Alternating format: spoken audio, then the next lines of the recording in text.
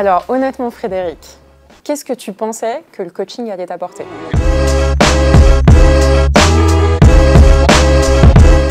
J'avais une destination en vue, c'était comprendre comment on accompagne la transformation des individus et des entreprises, mais je ne connaissais pas le chemin. Et c'est ça que m'a apporté le coaching et la formation HEC. C'est différents moyens, différentes techniques pour arriver à cette destination. Et donc toi, tu as dit que le coaching t'a secoué. C'était quoi le déclic?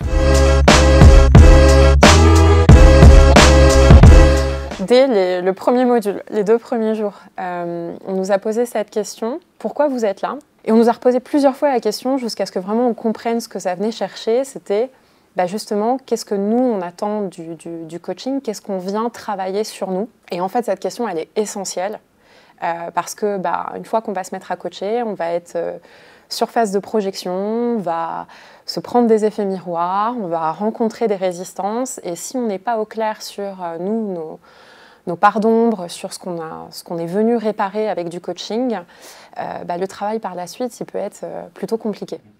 Justement, si l'IA devait remplacer les coachs, qu'est-ce qu'elle ne réussirait pas à faire comparé à un humain?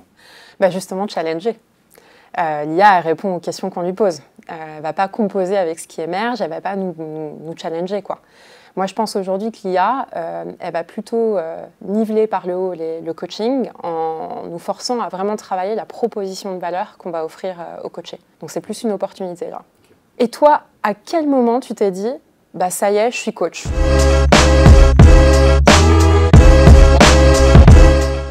Quand j'ai commencé à voir des triomphes de Karpman partout, avec des bourreaux, des sauveurs et des victimes, et en fait, on se rend compte que la santé mentale, c'est quand même un vrai sujet de société qu'il faudra peut-être l'adresser pour que le monde paraisse un petit peu moins fou. Oui, complètement. Et si tu devais coacher toi avant la formation, qu'est-ce que tu lui dirais?